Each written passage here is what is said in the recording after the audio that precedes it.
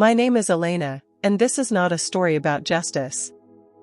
It is a story about what happens when justice is buried under politics, when truth is strangled by power, and when love is turned into a weapon. Before the world learned my name, before news anchors spoke it with reverence and fear, I was simply a daughter waiting for her father to come home. My father, General Adrian Volkov, was not a man who filled rooms with noise. He filled them with weight. Conversation slowed when he entered. Laughter softened. People measured their words around him, not because he demanded it, but because his eyes saw too much. He had retired from active service, at least officially. But retirement never truly leaves men like him. His mind was still a battlefield, maps, names, secrets he never wrote down. That final morning, he drank his coffee in silence. I remember watching the steam rise from the cup, curling like smoke from a battlefield long extinguished. He wore his civilian coat, but his posture never changed, straight, alert, guarded. "Elena," he said, pausing at the door. I looked up from my phone, annoyed, distracted by the ordinary arrogance of youth. "If anything ever happens to me," he continued, "don't believe what you hear first." I laughed. "You're paranoid, Dad." He smiled, but his eyes didn't. "The loudest stories," he said quietly, "are usually lies. Truth hides in silence." Then he left.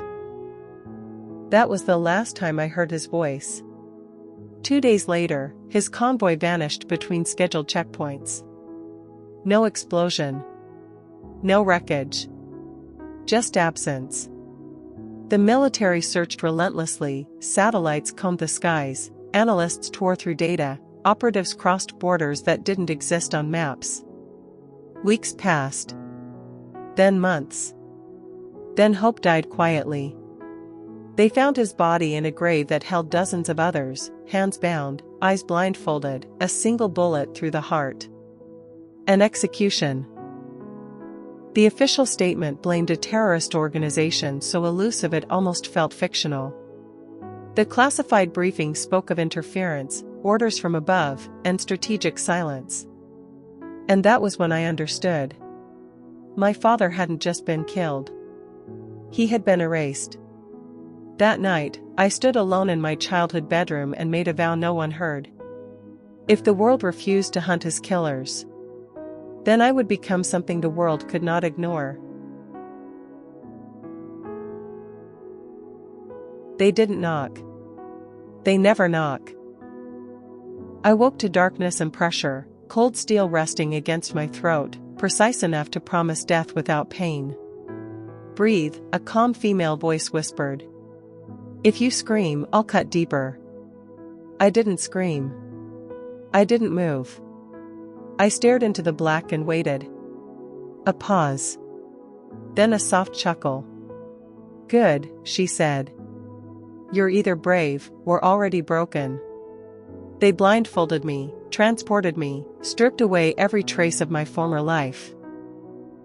When the blindfold came off, I stood in a concrete room with no windows and no flags. "This place doesn't exist," the woman said. "Neither will you." They called it the Directorate, a name never spoken above a whisper. No country claimed it. No law governed it. They trained assassins not to hate killing, but to understand it. Pain was a teacher. Fear was a weakness burned out of you. Emotion was a luxury you earned only after survival. I learned how to kill with my hands, with blades, with objects people overlooked, pens, scarves, coins. I learned psychology, linguistics, seduction, deception. I learned how to read lies in breathing patterns and guilt in silence. They broke my bones. They broke my ego. They tried to break my soul. But grief had already done worse. At night, when exhaustion dragged me into sleep, I dreamed of my father standing just out of reach, his face blurred, his voice echoing. "Find the silence." 3 years later, they handed me a thin folder. Inside was a badge. Federal Bureau of Investigation. A cover. Beneath it was a name circled in red. The organization responsible for my father's death. The same one governments pretended they couldn't find. Graduation wasn't applause. Graduation was permission. I became Alara. Alara had no past, no family, no grief. She believed in chaos, not justice. That's why they trusted her. The terrorist network wasn't hiding in caves or deserts. That was the lie sold to the public. The truth was uglier. They hid beneath cities, beneath money, beneath politicians who smiled for cameras while shaking hands with monsters. Their hideout was underground, wrapped in steel and secrecy. That's where I met Nikolai. He didn't look like the men I'd trained to kill. No cruelty in his eyes. No hunger for violence. Just intelligence and restraint. He watched people instead of dominating them. Listened instead of barking orders. We spoke cautiously at first, half sentences, guarded pauses. Then longer conversations. Then confessions disguised as ideology. He spoke of betrayal, of leaders who sacrificed loyal men for power. I spoke of disillusionment, of a world that deserved to burn. Every word I said was a lie. Every word felt real. He began trusting me. And God helped me. I trusted him too. Our romance unfolded in shadows. Quiet touches, whispered laughter, stolen moments between missions. I told myself it was manipulation. But my heart didn't know the difference. He fed me information thinking I was building a future with him. Names. Routes. Command structures. Each secret was a nail in the coffin of the people I hunted. Every kiss made my mission heavier. Because the enemy I had sworn to destroy had become the man I loved. The night everything ended, the city slept like it always does, ignorant and safe. I moved through the compound with lethal calm. Years of training guided my hands. Targets fell one by one, silent, efficient, final. Poison for the planners. Blades for the guards. Bullets for the leaders. Each death echoed my father's face. By the time I reached the inner chamber, my hands were shaking, not from fear, but from truth. Nikolai was there. Alive. Unarmed. His eyes widened with understanding that shattered something inside me. Elena, he whispered, using my real name like a prayer. You were never one of us. I wanted to tell him everything. About my father. About the lie. About the love that was real even if everything else wasn't. Instead, I pressed the detonator. By sunrise, the network was gone. By nightfall, the world knew my name. The media called me a hero. Politicians praised my bravery. My father's name was finally spoken again. And Nikolai? He was the only survivor. Captured. Charged. Sentenced. Sometimes I visit him. He looks at me through bulletproof glass, and neither of us speaks. Because some betrayals are too deep for words. Heroes are manufactured. I learned that quickly. The morning after the operation, I woke up in a hospital room that smelled of disinfectant and silence. My body ached, not from wounds, but from the kind of exhaustion that seeps into the bones when adrenaline finally releases its grip. A man in a tailored suit stood by the window when I opened my eyes. He didn't turn around immediately. He wanted me to notice the flag pin on his lapel first. Elena Volkov, he said calmly. Congratulations. You've just saved a nation. I didn't answer. Because nations don't bleed. People do. Within hours, my face was everywhere. News anchors spoke my name like it was sacred. Elite FBI operative dismantles global terror network. Daughter avenges fallen general. Justice finally served. They edited the story carefully, clean edges, simple villains, a perfect ending. There were no mentions of political obstruction. No mention of intelligence agencies that could have stopped it years earlier.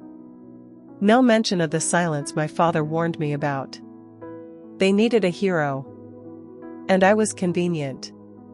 I sat through press briefings where men who had delayed my father's rescue shook my hand for the cameras. Senators praised my courage while avoiding my eyes. Generals saluted me with the same hands that had once signed orders to look away. They gave me medals. I felt nothing. At night, when the applause faded and the cameras shut off, the ghosts arrived. I saw faces, men and women I had killed, their lives erased with surgical precision. I reminded myself they were monsters. But monsters have voices too. And then there was him. Nikolai's name never appeared in the headlines. They called him an accomplice. A radical. A survivor too dangerous to release. They never said lover. They never said betrayed. I watched his trial alone from a secure room, unseen. He stood in chains, calm, composed, refusing to look at the gallery. When the verdict was read, life imprisonment, he closed his eyes. And something inside me fractured. That night, I stood in front of the mirror and tried to recognize the woman staring back. She was strong. Celebrated. Untouchable. She was also the reason one innocent man would die behind bars. Because Nikolai had not known the full truth. He had believed in a cause corrupted from the top. He had fed me information thinking he was dismantling evil from within, not realizing I was the executioner. The world slept easier because of me. But I did not sleep at all. Because heroes aren't supposed to hear prison doors slam in their dreams. Prisons are designed to erase people. Not just their freedom, their identity. The colors fade, the air thickens, time loses meaning. I had walked through war zones, underground bunkers, and rooms filled with the dead, but nothing unsettled me the way that place did. Because this time I wasn't hunting a monster. I was visiting the man I loved. They never logged my visits. The paperwork was buried under clearance levels that didn't officially exist. The guards were instructed not to look at me, not to speak to me, not to remember my face. To them, I was just another ghost. The first time I saw Nikolai behind the glass, my breath caught so hard it hurt. He had lost weight. His hair was shorter, rougher. Prison gray swallowed the man who once stood confidently in shadows. But his eyes were the same, sharp, searching, unbearably familiar. He didn't smile when he saw me. "You shouldn't be here," he said calmly, lifting the phone. I picked up mine with hands that had steadied rifles and detonators, now trembling over a piece of plastic. "I know," I whispered. Silence filled the space between us, thick, accusing. "I replay everything," he said finally. "Every conversation. Every glance. Trying to find the moment I missed the truth." I swallowed. "And did you?" "Yes." His gaze never left mine. I just didn't want to believe it. That was worse than anger. Weeks passed. Then months. I kept coming back. We spoke about small things at first, books he read, memories of places we pretended were neutral ground. But the truth hovered like a loaded weapon. One day, he leaned forward, his voice lower. "Tell me," he said, "did you ever love me, or was I just another target?"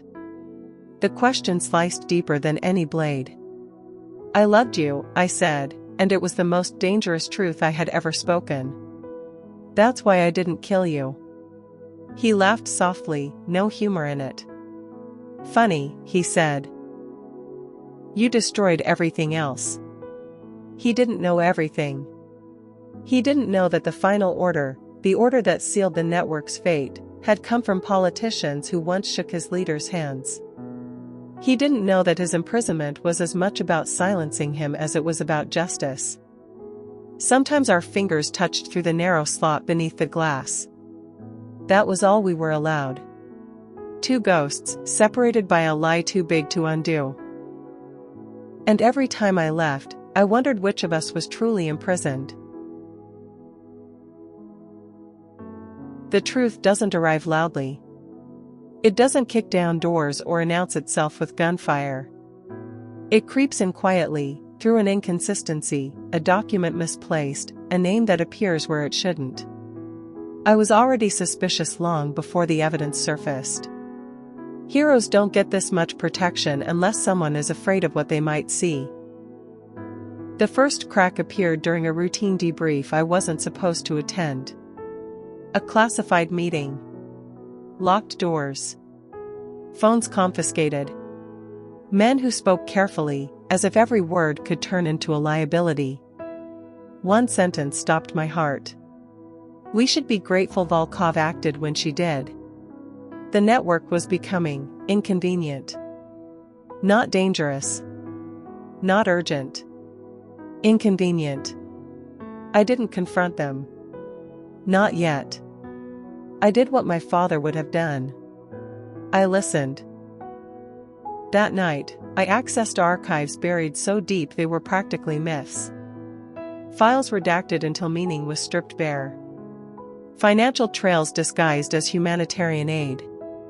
Names recycled across decades, always adjacent to scandals that vanished without explanation. And then I found him. My father. Not as a victim, but as a threat. Reports showed he had uncovered something massive, a covert agreement between Western intelligence officials and extremist leaders. Controlled chaos.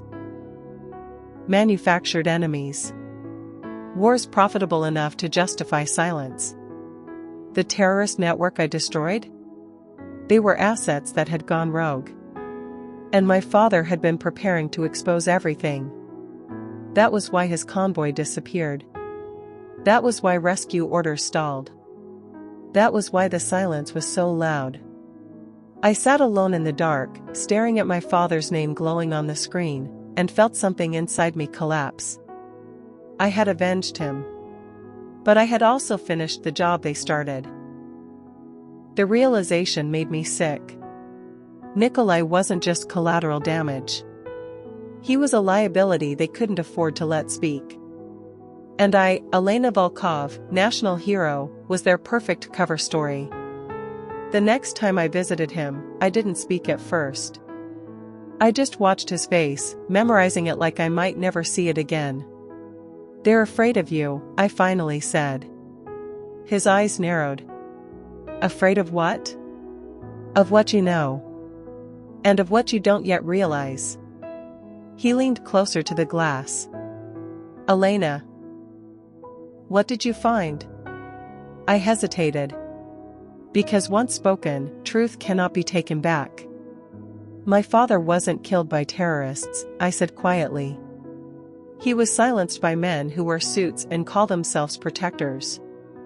The color drained from his face. And you? He asked. I was weaponized. Silence swallowed us. They'll never let you fix this, he said softly. Not without destroying you. I smiled then, a slow, dangerous smile he recognized instantly. They already did, I said. They just don't know it yet. That night, I began planning my final move. Not as an assassin. But as something far more dangerous. A witness. There are two kinds of endings. The kind the world applauds. And the kind that actually happen. I chose the second one. After the truth revealed itself, I understood something with terrifying clarity. Exposure was not an option. Not the kind people imagine: press conferences, leaks, dramatic arrests. Those were fantasies told to comfort the innocent. The men responsible for my father's death controlled the narrative: the courts, the prisons, the wars. If I spoke openly, I wouldn't be silenced. I would be erased. And so would Nikolai. So I did what I had been trained to do since the day they turned me into a ghost. I planned in silence. I gathered fragments. Financial records, encrypted communications, dead drops my father had hidden years ago, waiting for someone stubborn enough to look. I created a chain so complex that no single hand could erase it without unraveling itself. Truth doesn't need to be shouted. It needs to be inevitable. My final visit to Nikolai came without warning. No schedule. No record.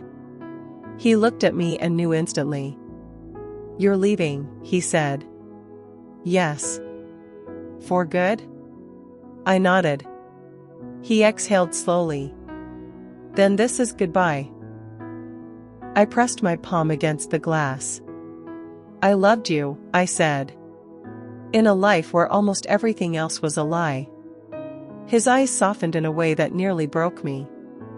"If there's any justice left in the world," he said, "they'll let you live in peace." I almost laughed. Peace was never part of the deal. Within weeks, the story shifted. Investigative journalists, unconnected, international, relentless, began publishing pieces that didn't accuse, but questioned.